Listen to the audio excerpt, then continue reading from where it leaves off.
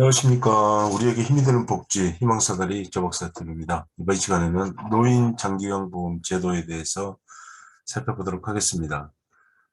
노인이라고 하면은 65세 이상을 말하고요. 65세 이상, 장기는 6개월 이상, 6개월 이상을 장기라고 합니다. 요양, 돌봐드리는 것. 그래서 노인 장기요양보험 제도입니다. 일조 목적을 살펴보면요. 고령이나 노인성 질병 등의 사유로 일상생활을 혼자서 수행하기 어려운 노인 등에게 신체활동 또는 가사활동 지원 등의 장기요양 급여를 제공하여 노후의 건강정진 및 생활안정을 도모하고 그 가족의 부담을 덜어줌으로써 국민의 삶의 질을 향상하는 것이 이 장기요양 제도의 목적입니다. 그래서 고령이나 65세 이상이나 65세 이하일 경우는 노인성 질병에 해당이 돼야 되고요. 여기서 노인성 질병은 치매나 중풍이나 파킨슨을 말합니다. 그래서 고령이나 노인성 질병 등의 사유로 일상생활을 혼자서 수행하기 어려운 상태에 해당이 돼야 되고요. 그 어려운 노인에게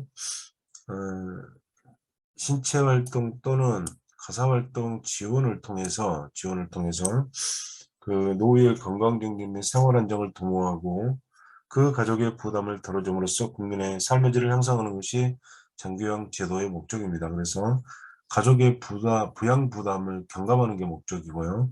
그래서 가족 책임 우선주의입니다. 가족이 먼저 책임지고 그때 안 될 때는 국가와 사회가 도와주는 가족 부양 부담 경감이 이 제도의 목적입니다. 두 번째로 노인 장기요양 보험에 보험자 및 가입자가 나오는데요. 보험자는 국민건강보험공단이다. 이게 기출문제고요. 보험자는 국민건강보험공단이다. 보험자는 보험료를 받아서 계약 조건에 따라 보험금을 지급하는 자를 보험자라고 하고요. 가입자는 보험료를 납부를 하고 보험에서 보상을 받을 권리를 갖습니다. 그래서 가입자, 보험자, 가입자, 공급자 이 세 가지 축으로 장기요양 제도는 이루어져 있습니다. 공급자라고 하면은 이제 장기요양 기관이 해당될 거고요.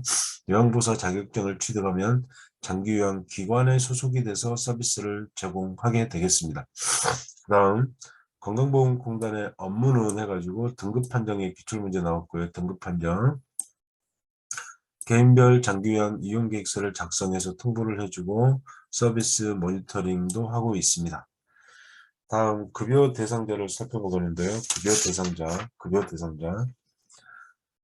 장기요양의 급여 대상자는 65세 이상이거나 65세 미만이지만 노인성 질병을 가진 자로 거동이 불편해야 되고요. 치매 등으로 인지기능이 저하되고 6개월 이상 기간 동안 혼자서 일상생활이 수행하기 어려운 사람이 급여 대상자로 책정이 되겠습니다. 급여 대상자. 그러면 1등급에서 5등급 인지지원 등급으로 나눠지고요. 그 등급이 나와야만 장기요양 서비스를 이용을 할 수가 있습니다.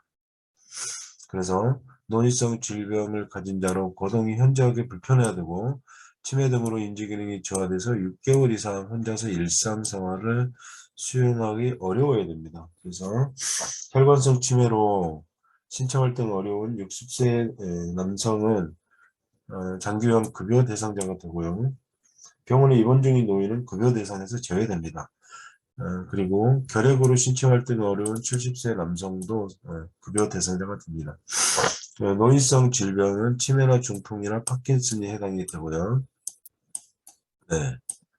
자, 다음. 장기요양의 신청 절차를 살펴보면요. 장기요양 신청 절차. 신청을 하면은 방문조사는 건강보험공단 소속 간호사 사회복지사가 조사를 하고요. 52개 항목에 대해서 조사를 하게 됩니다.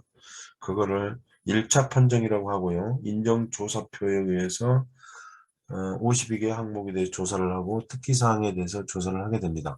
그리고 의사소견서를 제출해서 등급판정위원회에 제출하면은 최종 등급판정을 하게 되겠습니다. 그래서 신청해서 등급판정까지는 총 30일이 소요됩니다. 그게 기출문제고요. 자, 신청할 수 있는 사람은 본인이나 가족이나 친족, 이해관계인 사회복지 본인이나 가족이 동의를 하면은 사회복지 전담 공무원도 신청을 할 수가 있습니다.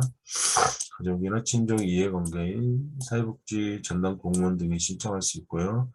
등급 판정은 공단에서 1차 조사한 조사표, 의사소견서 등을 참고를 해서 등급판정위원회에서 제출합니다. 등급판정위원회.